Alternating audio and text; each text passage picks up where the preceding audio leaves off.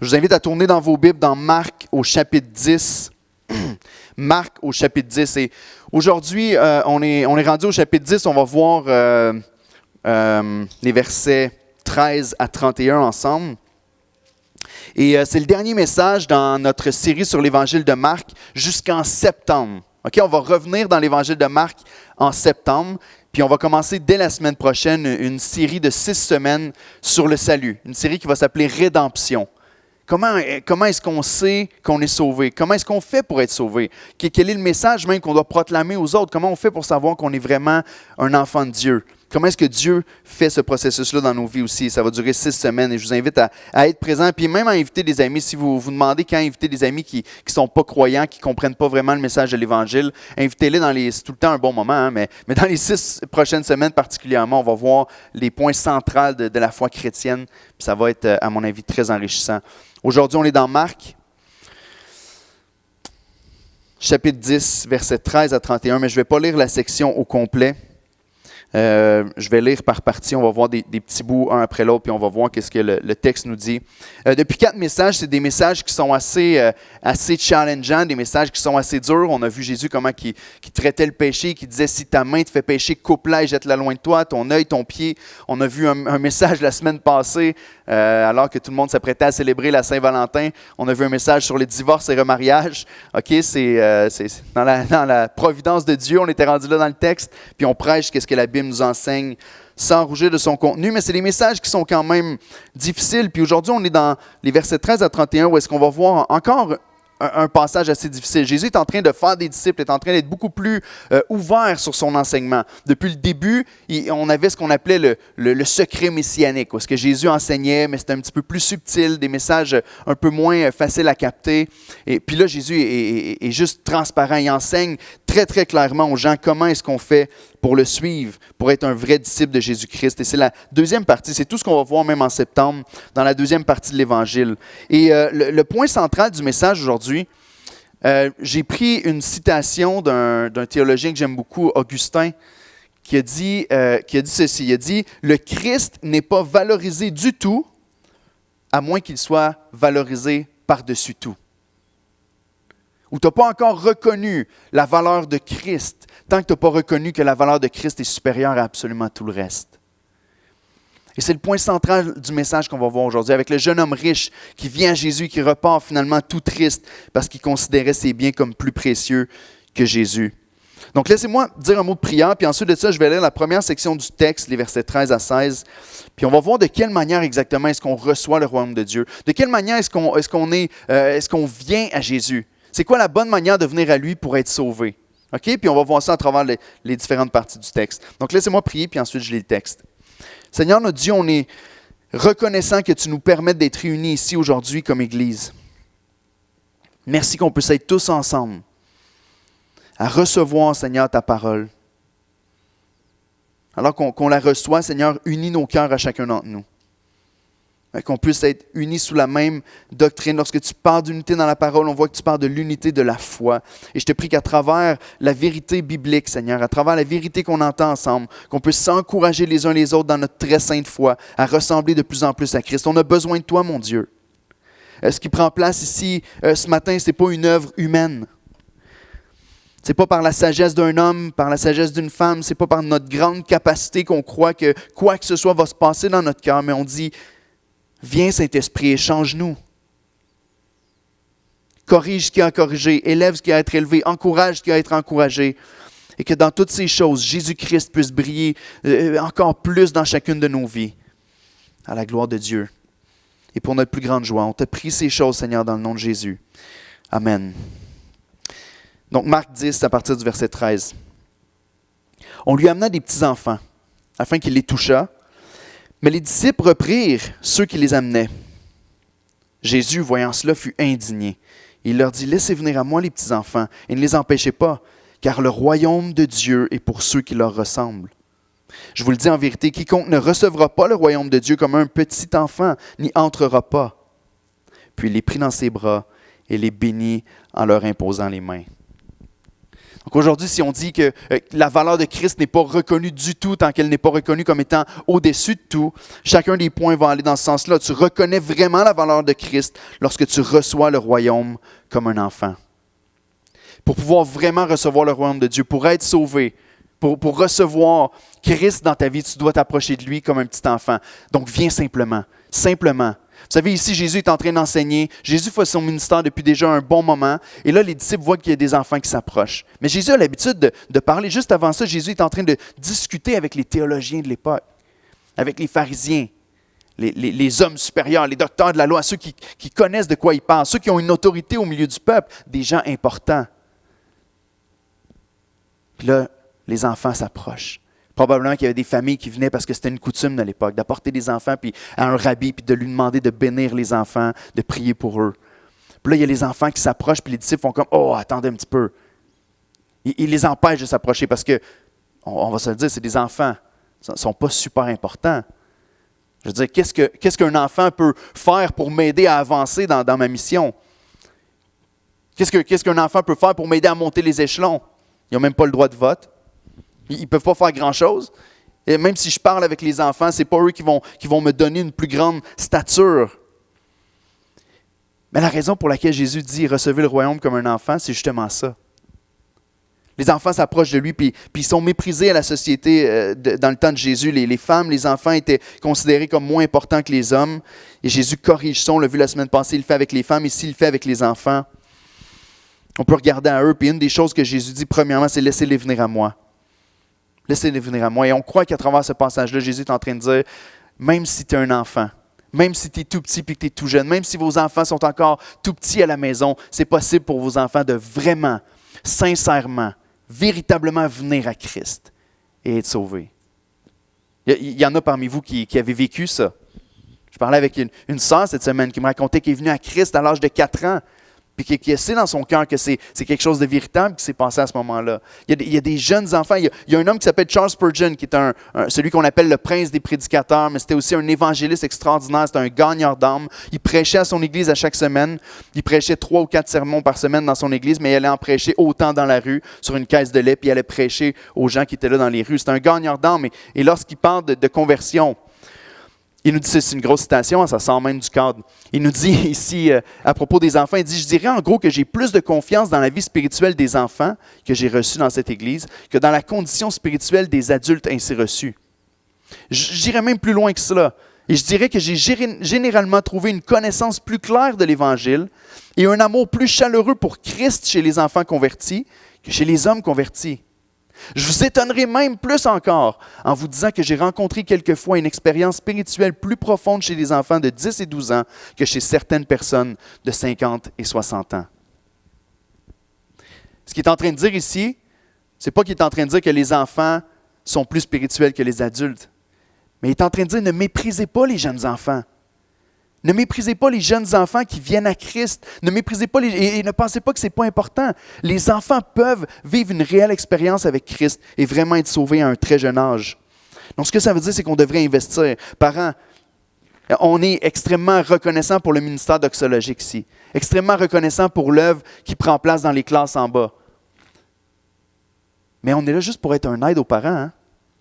On est heureux de le faire, on veut leur prêcher l'Évangile. Francis le dit, on veut des bénévoles qui vont prêcher l'Évangile aux enfants, qui vont prendre soin d'eux, qui vont prier pour eux même pendant la semaine. Mais la réalité, c'est qu'on est juste un appui puis un aide pour encourager les parents dans l'œuvre qu'ils font déjà, parce que le vrai travail se fait à la maison. Donc, parents, je ne sais pas c'est quoi votre philosophie avec ça, votre budget, la manière dont vous investissez dans vos enfants, mais je vous encourage, dépensez pour leur vie spirituelle. Si vos enfants voient une Bible en manga, dites pas « Ah, ce ne sera peut-être pas exactement comme la parole ». Faites-le, ça vaut la peine. Un enfant qui est intéressé à lire la Bible, peu importe le format, faites-lui lire la Bible. Faites-lui lire l'Écriture, faites-lui écouter des émissions qui parlent de Christ et priez avec eux. C'est votre rôle en tant que parent. Mais ici, Jésus va plus loin. Il nous dit, c'est quoi venir comme un enfant? Parce qu'il nous dit que c'est impossible de rentrer dans le royaume de Dieu. Il nous dit au verset 15, je vous le dis en vérité. Ça, c'est quand il utilise ce format de langage-là, c'est pour dire, c'est très, très important ce que je vais dire. Écoutez ça, c'est une vérité sûre qui ne changera pas. Quiconque ne recevra pas le royaume de Dieu comme un petit enfant n'y entrera pas. Comment est-ce qu'un enfant reçoit le royaume de Dieu? Ben ici, la raison pour laquelle les disciples les empêchent de s'approcher de Jésus, c'est exactement la qualité que Jésus veut voir en tous. Ils s'approchent les mains vides. Justement, ces enfants-là, ils ne peuvent rien apporter. Justement, les enfants qui s'approchent de Jésus ne viennent pas pour améliorer, ils ne viennent pas en pensant qu'ils vont ajouter quelque chose à Jésus. Les enfants ne s'approchent pas en disant « Bon, Jésus, on va t'aider dans ton ministère, là. Nous autres, on va pouvoir te faire de la publicité, puis les gens vont venir à toi encore plus s'ils voient qu'on est avec toi. » Les enfants, ils voient Jésus, ils veulent s'approcher de Jésus, puis ils veulent venir à lui juste parce que c'est Jésus. Ils viennent les mains vides pour recevoir, pour être bénis et pas pour donner. Et Jésus est en train de dire « C'est comme ça que vous devez vous approcher du Seigneur. Vous devez vous approcher les mains vides. » Et dans la providence de Dieu, on va voir un exemple juste après du contraire, de l'opposé de ça avec le jeune homme riche. Le commentateur Ken Hughes dit, ce que Jésus a en tête ici, c'est l'état objectif dans lequel chaque enfant a avoir vécu, peu importe sa race, sa culture, son arrière-plan, a expérimenté une dépendance impuissante. Si tu viens à Dieu, comme on dit en bon québécois, sur tes grands chevaux, si tu viens à Dieu en pensant comme « Seigneur, je vais te faire un cadeau en venant à toi. Il n'y a personne comme moi qui est entré dans ton royaume. Tu vas avoir enfin un disciple qui en vaut la peine. » Jésus dit « C'est pas comme ça que tu es supposé t'approcher de moi. Approche-toi comme un enfant, les mains vides, qui n'ont rien à apporter et tout à recevoir. » Parce que c'est les seuls qui vont recevoir le royaume de Dieu. Et le résultat va être le même qu'on voit ici avec Jésus. Il va les prendre dans ses bras, puis il va les bénir affectueusement. C'est humiliant, hein? Pour nous qui sommes orgueilleux, qu'on est fiers, puis qu'on veut dire je l'ai fait par moi-même, puis je suis venu avec ma force et mon intelligence, et je suis venu apporter ce que j'avais apporté au Seigneur. Je vais enfin apporter quelque chose à l'Église que l'Église n'a pas. Jésus est en train de dire non, c'est totalement le contraire. Vide tes mains, parce que si tu as les mains pleines, tu ne peux pas recevoir. C'est le seul chemin. S'approcher de lui avec obéissance et humilité, en reconnaissant que comme un enfant, on n'a rien à lui offrir. On peut seulement venir à Christ en étant dans l'humilité. On vient à lui en disant « Seigneur, reçois-moi s'il te plaît. Seigneur, bénis-moi s'il te plaît. »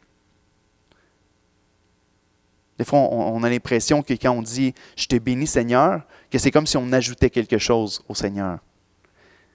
Mais tu sais, on bénit le Seigneur pas de la même manière que lui nous bénit. Lui, lorsqu'il nous bénit, il nous fait du bien. Il nous donne ce qu'on n'a pas. Il nous communique quelque chose qu'on a besoin. Nous, lorsqu'on le bénit, on fait juste reconnaître sa grandeur, sa bonté, sa puissance, sa magnificence. Donc, on ne vient pas en ajoutant quoi que ce soit. C'est simple, hein, parce que si Dieu est parfait, si on peut ajouter quoi que ce soit à la perfection, ça veut dire que ce n'était pas parfait. Et si on retire quoi que ce soit à la perfection, c'est parce que ce n'était pas parfait non plus pour qu'il devienne parfait. Donc, on ne peut rien ajouter au Seigneur. On vient en étant totalement dépendant. Si ce matin, tu te sens faible, tu te sens dépendant, tu te sens impuissant, tu te dis, j'ai pas l'impression que je suis digne de m'approcher du Seigneur, j'ai pas l'impression que je peux contribuer à quoi que ce soit, j'ai l'impression d'être complètement inutile. Je m'approche de Dieu puis je suis comme Seigneur, j'ai rien à t'apporter, j'ai pas d'offrande à t'apporter. Dieu dit, c'est parfait. C'est parfait. C'est comme ça que je veux que tu viennes. Je veux pas que tu t'approches de moi pour donner, je veux que tu t'approches de moi pour recevoir. Si tu as le cœur lourd et tu dis, j'ai besoin que quelqu'un me prenne dans ses bras et me bénisse et me fasse du bien un petit peu, me sorte du gouffre, me sauve. Christ dit, c'est ce que je veux, approche-toi de moi. Jésus est venu pour les faibles. Vous savez, l'orgueil n'est pas une caractéristique qui devrait être là dans les chrétiens. On l'a tous à des niveaux différents. Mais on ne devrait pas être orgueilleux quand on s'approche du Seigneur, on devrait venir à lui comme un enfant avec les mains vides. Lorsque tu vois que Jésus est précieux comme il l'est réellement.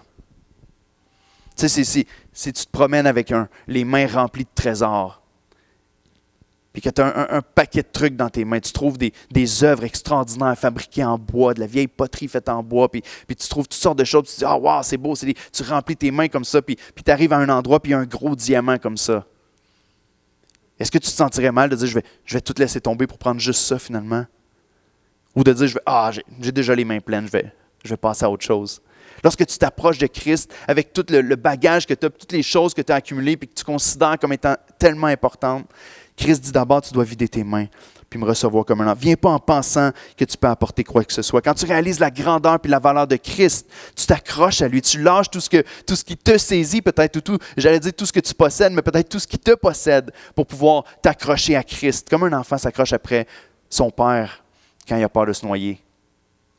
Il s'accroche après son père, pas parce que il s'accroche après son père parce qu'il a peur de se noyer, c'est vrai, mais c'est pas la seule raison. Il s'accroche après lui parce qu'il sait que son père l'aime. Puis il sait que son père est assez fort et qu'il va prendre soin de lui.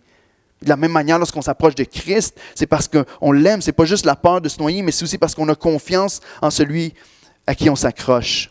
Jésus dit, votre cœur est de donner la priorité peut-être aux gens importants. Puis peut-être d'avoir cette mentalité-là de monter les échelons. Mais Jésus dit, venez à moi comme un petit enfant. Si tu crois vraiment que Christ est celui qu'il dit être. Et peut-être que tu ne le sais pas, peut-être que tu dis, mais Christ pour moi est comme juste un personnage dont j'entends parler une fois de temps en temps. Il y en a qui m'en parlent, comment Jésus est bon, comment il est grand, mais c'est comme virtuel pour moi. J'en entends parler, mais je continue la plupart du temps quand j'ai des moments dans ma vie où j'ai des craintes, des doutes, à m'accrocher à toutes sortes de choses parce que je ne suis pas certain que ce Christ-là peut vraiment me porter dans ses mains, peut vraiment me prendre et me bénir. Mais peut-être que la prière que tu as à faire ce matin, c'est Seigneur, montre-moi combien tu es grand. Seigneur, fais-toi connaître à moi. Montre-moi à quel point tu es ce Dieu fidèle, qui est amour, qui est bon, qui est tendre et qui veut que je m'approche de lui.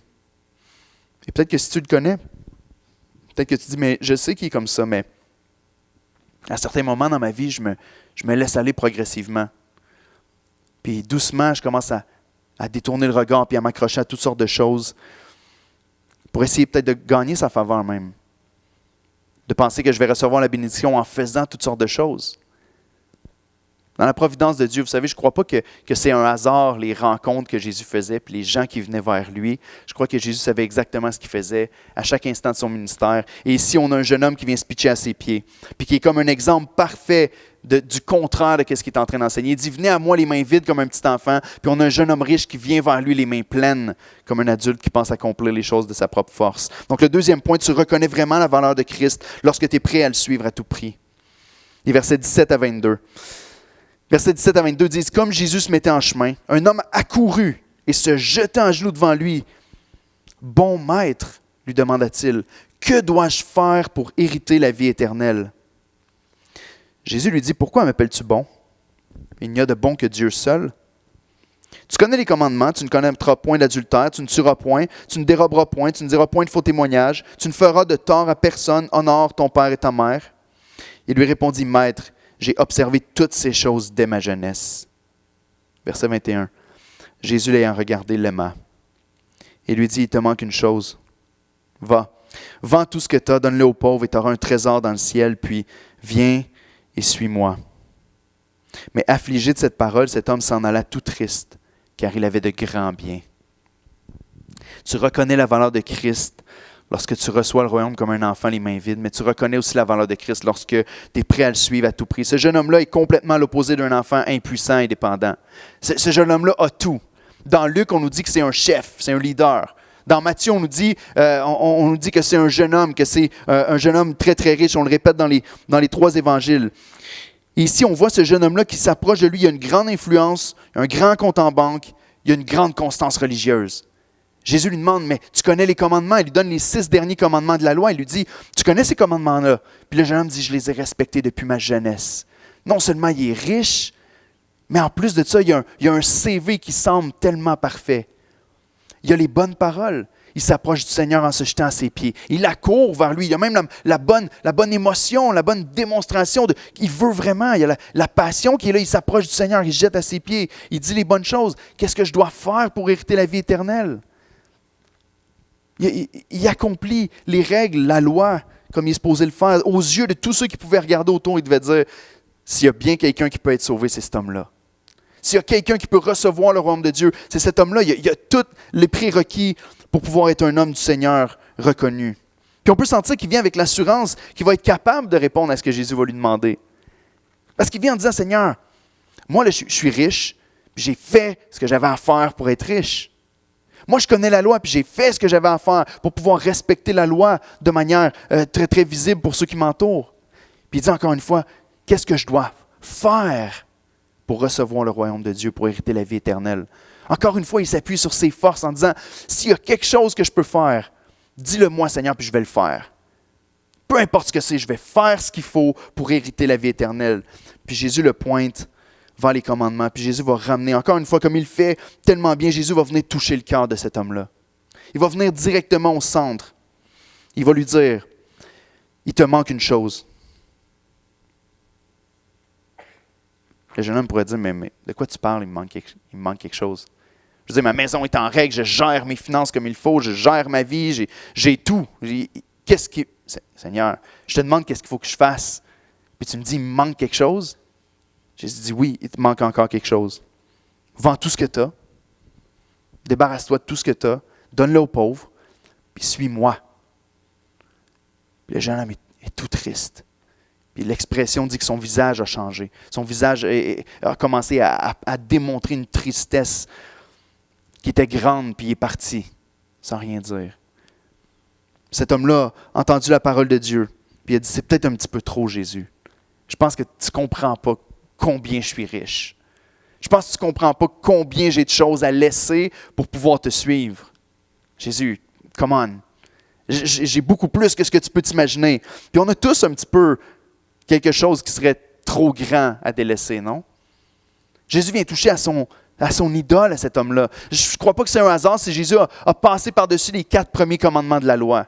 Je pense que Jésus veut mettre en contraste le cœur de ce jeune homme-là. Tu es capable de faire les choses, beaucoup de choses. Tu es capable d'être un petit peu légaliste puis d'accomplir la loi d'une manière un petit peu robotique. Mais il te manque une chose.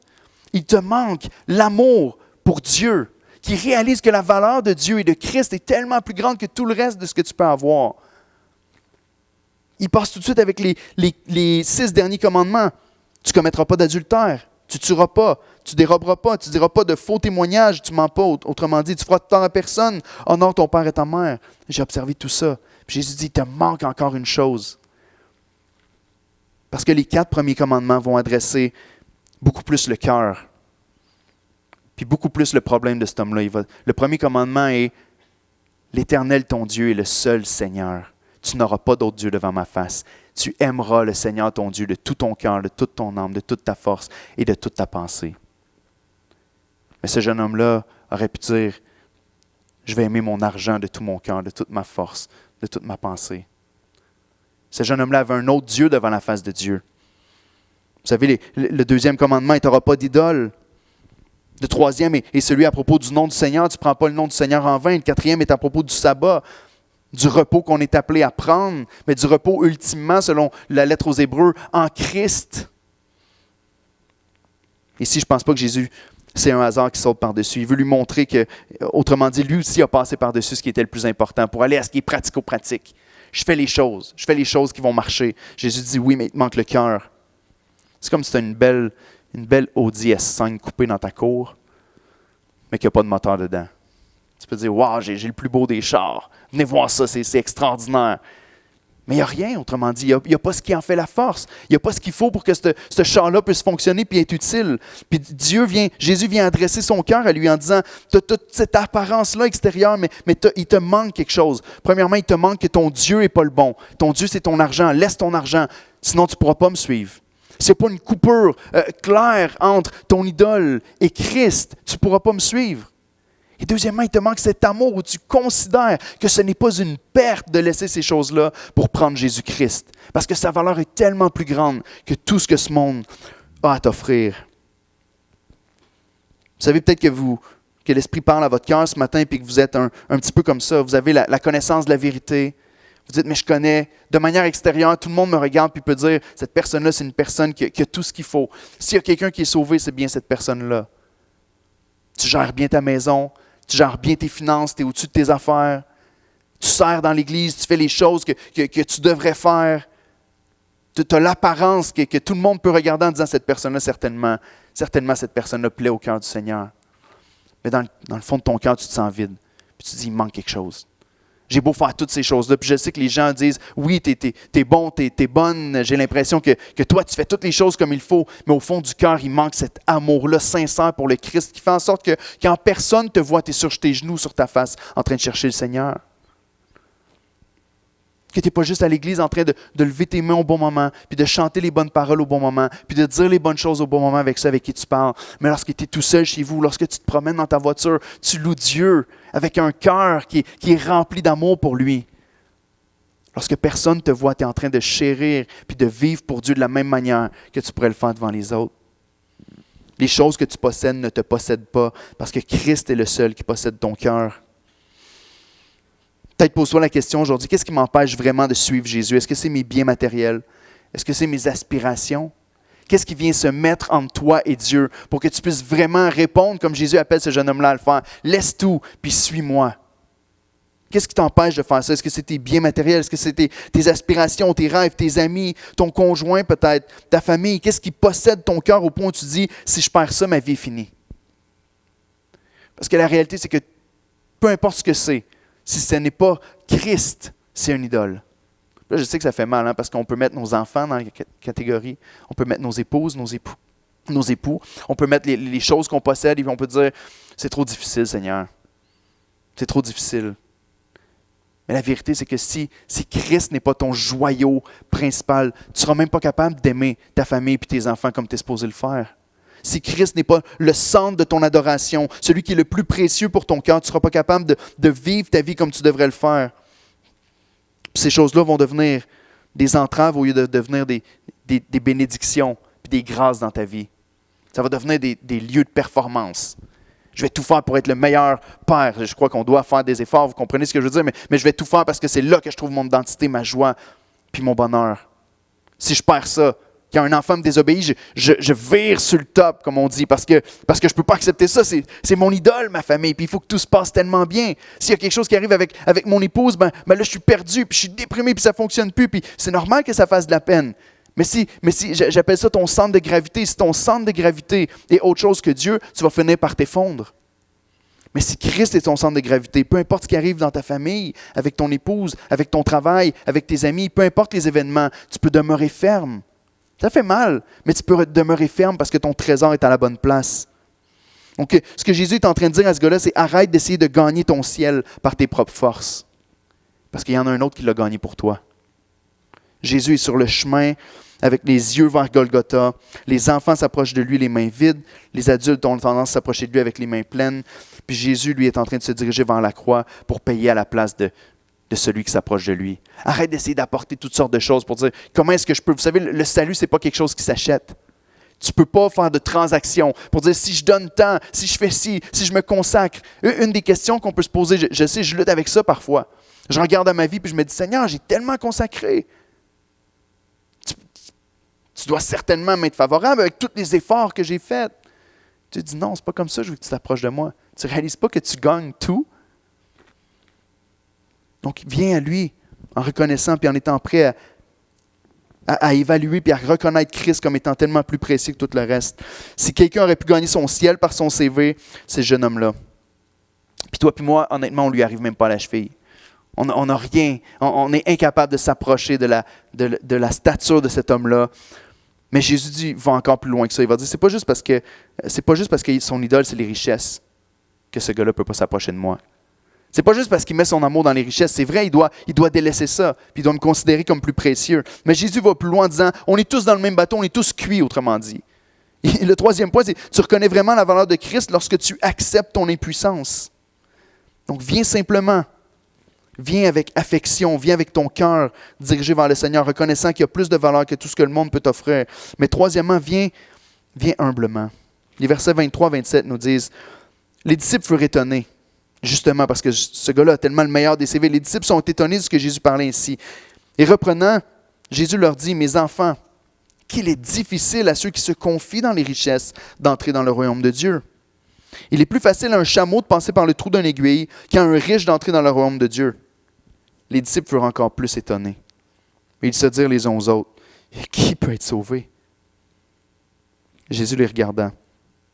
Et il dit, cela est impossible aux hommes, mais non à Dieu, car tout est possible à Dieu. Les disciples n'en reviennent pas. Ils voient la scène, ils voient ce jeune homme-là, ils voient qu'il y a tout ce qu'il faut. Puis ils se disent, mais si lui ne peut pas être sauvé, qui? Qui peut être sauvé à ce moment-là? Puis Jésus va dire, c'est difficile pour ceux qui se confient dans les richesses. On vient de le voir, ceux qui mettent leur confiance dans la richesse, comme pouvant s'acquérir quoi que ce soit, tout ce qu'ils veulent avec leur richesse. Il dit, c'est difficile à ceux qui se confient dans leur richesse d'entrer dans le royaume de cieux. Et il va faire une petite joke. C'est un peu d'humour ici. C'est plus facile à un chameau de passer par le trou d'une aiguille. Je ne sais pas si vous avez besoin de voir l'image dans votre tête. Je veux dire, j'ai failli apporter un petit jouet chameau avec une aiguille, puis vous montrer comment c'est impossible. Mais imaginez un vrai chameau. C'est un des plus gros animaux qu'il y avait à l'époque autour d'eux autres. Il y en a qui vont dire, mais c'est parce qu'il y avait une porte dans la ville de Jérusalem qui s'appelait la porte l'Aiguille, puis que c'est par là que les chameaux entraient, puis il fallait qu'ils se penchent, c'était difficile. Cette porte-là n'a jamais existé en réalité. Jésus parle vraiment du trou d'une aiguille, puis d'un vrai chameau. C'est aussi possible pour un riche de laisser ses richesses puis de venir à Christ qu'à un chameau de passer par le trou d'une aiguille. Autrement dit, Jésus est en train de dire, c'est absolument impossible, vous avez raison les gars. Ah, mais si lui ne peut pas être sauvé, qui? Jésus dit, personne. Autrement dit, personne. Parce que c'est impossible aux hommes. Regardez dans votre Bible, le verset 27. Ça ne peut pas être plus clair que ça. Tu peux faire beaucoup de gymnastique spirituelle. Tu peux essayer de twister et de tourner le verset d'un côté et de l'autre. Ça demeure la même phrase. C'est à peu près impossible de faire dire autre chose que ce que la Bible dit. Il dit, cela est impossible aux hommes, mais non à Dieu. Parce que tout est possible à Dieu. Ici, vous voyez qu'il passe de les riches à englober tout le monde par la suite. Parce que les autres disent, si lui ne peut pas, qui peut? Puis Jésus dit, personne. Les riches, c'est difficile. Tout le monde, c'est impossible. Il faut qu'il y ait une œuvre de la part du Seigneur qui prenne place dans le cœur d'une personne pour qu'il puisse venir à Dieu. Autrement dit, viens humblement devant lui. Viens humblement. Si c'est impossible et si c'est pas possible dans nos propres forces de réaliser sa grandeur. Vous savez, une des choses qui a allumé la réforme protestante dans les années 1500 avec Martin Luther, c'est que le pape à l'époque et les autorités religieuses avaient commencé à vendre des indulgences au peuple. Vous avez déjà entendu parler de ça, hein? Ils ont commencé à vendre des indulgences. Ça, c'était un petit papier que le pape signait de sa main. Puis, pour un tout petit montant, tu pouvais acheter un certificat pour pouvoir passer moins de temps dans le purgatoire. Ou pour complètement annuler ton passage au purgatoire. Le purgatoire, c'est la doctrine, peut-être que vous n'avez pas un arrière-plan catholique comme moi, mais le purgatoire, c'est l'endroit où tu vas payer pour tes péchés. Tout le monde est sauvé au bout du compte. C'est pas juste qu'on est sauvé par la grâce, mais il y a un endroit où on va aller à un moment donné, où on va être puni pendant un temps, puis après ça, on va purger. Le purgatoire, c'est ça, nos péchés sont purgés pour pouvoir nous permettre d'entrer au ciel. Puis le pape, lui, il est vraiment fort parce qu'il signait les papiers pour dire « Donne-moi un petit peu d'argent pour que je construise ma basilique, là, puis je vais t'enlever quelques années au purgatoire. » Puis si tu donnes beaucoup, je vais t'enlever complètement tes années au purgatoire. C'était de la pure folie, ça allait allumer un feu, une rage dans le cœur de Martin Luther. De dire, on ne peut pas accepter ça, le salut est par grâce seulement et pas par les œuvres. On ne peut pas acheter notre salut. Puis ici, on a encore la même image. Le jeune homme pensait qu'il pouvait venir avec ses propres forces, avec son argent peut-être, ou avec ses propres moyens. Dis-moi ce que je dois faire pour gagner mon salut. Jésus dit, tu ne peux rien faire parce que c'est impossible pour toi de te sauver toi-même. À l'époque, on pensait que ceux qui étaient riches, puis on le croit encore beaucoup aujourd'hui, hein, il y a beaucoup de gens qui croient ça, que ceux qui sont riches, c'est parce qu'ils sont bénis de Dieu. L'évangile de prospérité, vous avez déjà entendu parler de cette expression-là, mais on croit que ceux qui ont beaucoup, certainement le Seigneur est en train de les bénir. Quand on pense à ça, on se dit, ça veut dire que l'apôtre Paul, Dieu ne l'aimait pas beaucoup. Parce qu'il n'y avait pas grand-chose, il se faisait battre constamment, puis il était souvent dans la pauvreté, puis il continuait à faire son ministère. Mais des fois, on associe ça. Parce qu'il y a beaucoup, Dieu est en train de le bénir. Et pour eux, c'était clair que le jeune homme riche était un homme béni de l'Éternel. Jésus dit non. Ce n'est pas ça qui définit si tu es vraiment béni de Dieu, si tu as vraiment le royaume de Dieu. Laissé à nous-mêmes, on est cuit. On n'a aucun espoir d'être sauvé. C'est impossible aux hommes, mais c'est possible à Dieu. Et ça, si ça ne te rend pas humble, je ne sais pas ce qui va te rendre humble. Tu dois t'approcher du Seigneur et dire, Seigneur, il y a un chant en anglais qui dit « Nothing in my hand I bring, simply to the cross I cling ». Et c'est ce qu'on croit. J'apporte rien lorsque je m'approche de toi, Seigneur, mais je viens humblement en pensant et en croyant que toi, tu es celui qui me donne tout. Ça rend Christ précieux lorsque tu comprends ça. Parce que celui qui est en train de leur enseigner cette leçon-là, aux hommes, c'est impossible, mais à Dieu, tout est possible, et Dieu fait chair. Jésus est en train de dire, guys, c'est impossible pour vous autres. Mais Dieu le rend possible par moi. Dans quelque temps, je vais être cloué sur une croix. Je m'en vais vers Golgotha.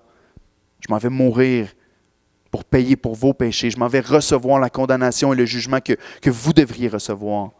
Je vais monter sur cette croix, même si j'ai la puissance de descendre et d'exterminer mes ennemis, je vais rester sur cette croix. Puis je vais recevoir pleinement le jugement qui vous est réservé à vous autres. Et ce qui est impossible aux hommes, je vais le rendre possible en m'offrant moi-même à votre place. Christ est celui qui vient pour payer à notre place, pour prendre sur lui le jugement et nous donner la liberté et la vie éternelle. Donc Christ est celui qui vient réellement rendre possible, et non seulement rendre possible, mais sur la croix, Jésus a dit un mot extrêmement important. Il a dit « tétélestai ». Hein? Jésus est allé sur la croix et lorsqu'il était en train de mourir, il a dit au Père « tout est accompli ». Cette expression-là voulait dire « payer ». Ton compte est payé. La justice est accomplie. Tu ne dois plus rien au Seigneur. Tu n'es plus sous le jugement de Dieu parce que lui prend le jugement à notre place. Et lorsque tu comprends ça, tu peux commencer à voir Christ comme étant l'être le plus précieux, la personne la plus précieuse de toute ta vie. Parce que sans lui, tu n'as rien. Sans lui, on est cuit. C'est impossible pour nous d'être en relation avec Dieu ou que nos péchés soient pardonnés par notre propre force. On a besoin que Christ le fasse à notre place. Est-ce que tu commences à avoir la conviction dans ton cœur que Christ n'est pas valorisé du tout tant qu'il n'est pas valorisé au-dessus de tout? Si on pouvait m'enlever absolument tout ce que j'avais, est-ce que je serais encore satisfait? Si on pouvait m'enlever tout et qu'il me restait seulement Christ, est-ce que je serais satisfait? Ou si on me donnait absolument tout ce que je désire, mais qu'on m'enlève Christ, est-ce que mon cœur est satisfait? C'est une bonne question à se poser pour savoir où est-ce qu'on en est. Christ est celui qui vient rendre possible ce qui est impossible pour nous. Puis notre cher Pierre, qui a l'habitude de mettre son pied dans sa bouche, va encore dire une chose qui va nous représenter. Pierre va encore venir s'exprimer d'une manière qui me représente souvent. Pierre entend Jésus parler. Puis regardez ce qu'il va dire au verset 28. Il entend Jésus qui dit « Oh, ce jeune homme-là, vends tout puis suis-moi. » Puis Pierre va dire « Voici, nous, on a tout quitté, puis on t'a suivi.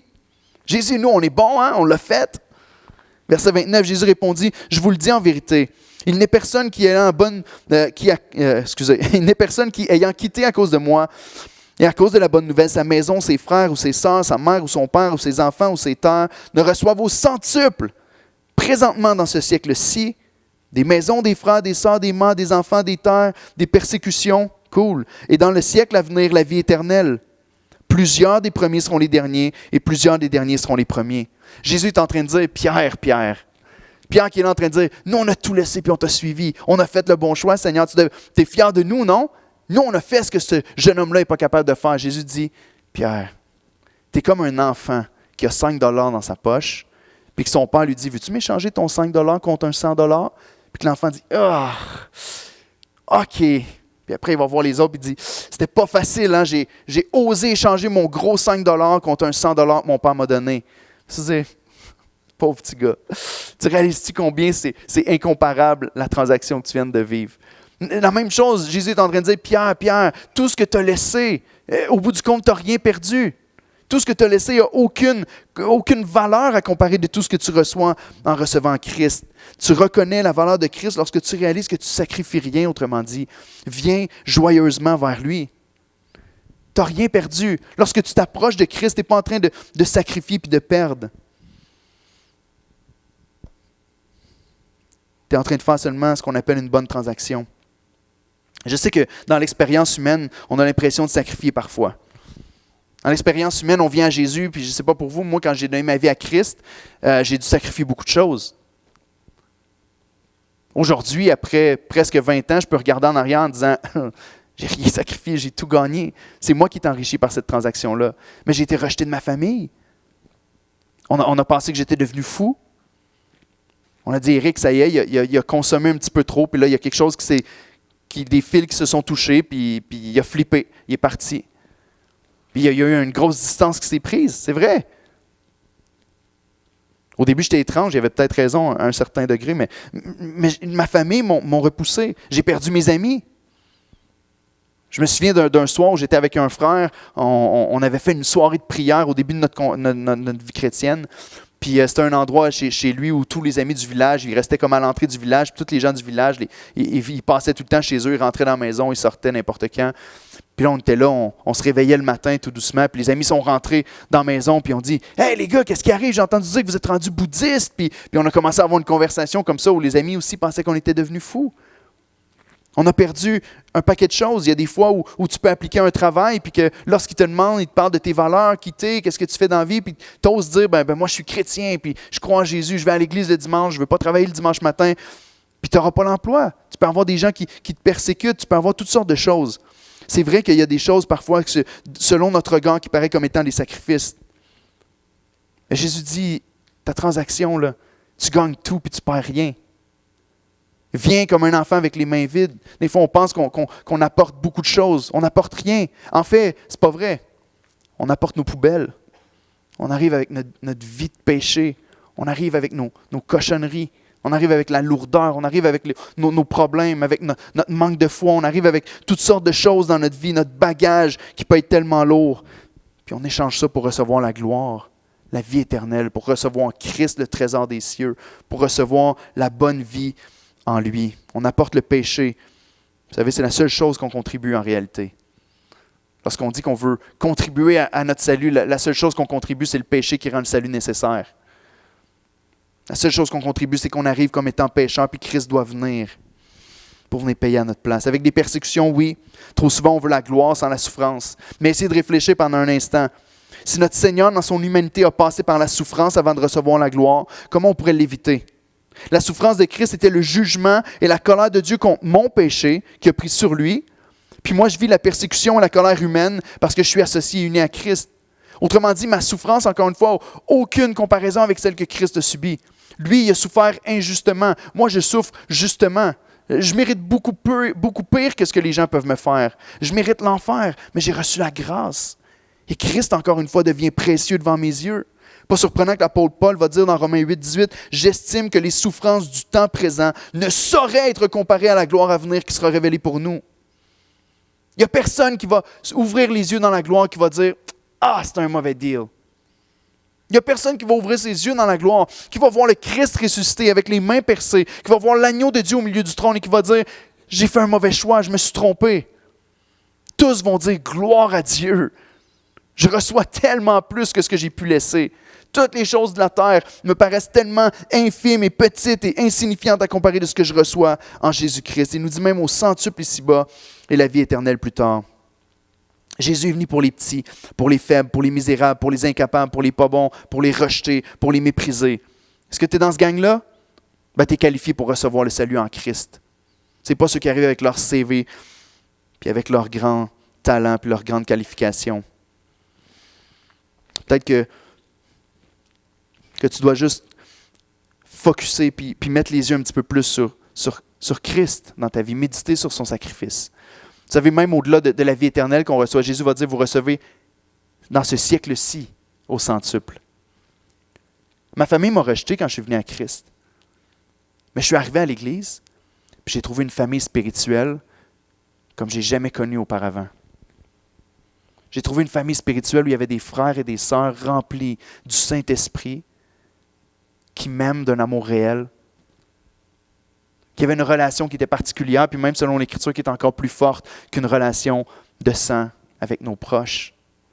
On est avec des frères et sœurs qui prennent soin de nous autres, qui nous aiment, qui nous corrigent, qui nous restaurent, qui nous encouragent. C'était incroyable dans la dernière année de voir le nombre de personnes qui sont tombées malades dans l'Église. Puis d'entendre pratiquement à chaque semaine pendant quelques mois, « Ah, j'ai été porter de la nourriture à telle sœur parce qu'elle est malade en ce moment. Ah, je suis allé visiter l'autre personne, puis j'ai été l'aider avec son ménage, puis avec ses enfants parce qu'elle est malade, puis elle ne file pas ces temps-ci. » Puis de voir l'amour de Christ qui prend place au milieu de nous, le Seigneur te donne au centuple de tout ce que tu pouvais avoir avant de le connaître ici, mais encore plus dans la vie éternelle. Donc, je termine avec ceci. Les musiciens peuvent s'approcher pour un dernier chant. Pour savoir si Christ est vraiment ton trésor le plus précieux, tu dois te poser cette question-là. Pour savoir si Christ est réellement le trésor de ta vie. Vous savez, je pourrais prêcher un évangile bonbon ici puis mettre l'accent sur à peu près n'importe quoi d'autre. Je pourrais juste vous enseigner de vous forcer pour avoir une belle vie morale puis de faire toutes les bonnes choses pour être un petit peu plus heureux dans votre vie puis faire des speeches de motivation. Mais si ce n'est pas Christ qui est au centre comme votre plus grand trésor, pas juste comme une statuette ou pas juste comme une déclaration de foi, mais si ce n'est pas lui qui a vraiment attrapé votre cœur puis que vous ne le chérissez pas de toutes vos tripes, on passe à côté du christianisme.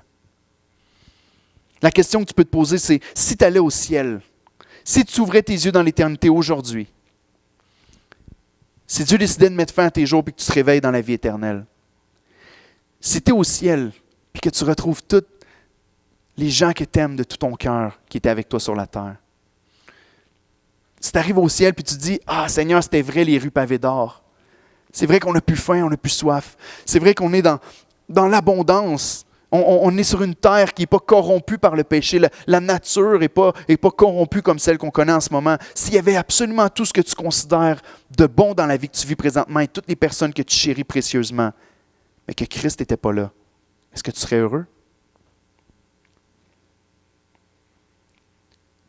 Si tu peux répondre oui à ça, c'est que Christ n'est pas encore devenu le plus grand trésor de ton cœur. Et dans l'autre sens, si tu arrives au ciel et que tu te rends compte que finalement la vie éternelle, c'est Dieu sur son trône, puis que tu peux être en relation avec lui pour l'éternité, voir mon Sauveur face à face, voir Jésus dans sa beauté. Si tu te réveilles au ciel et que tu vois Christ dans sa gloire, mais que tu n'as rien de tout le reste qui a été nommé, est-ce que ton cœur va être satisfait? C'est la bonne question à se poser.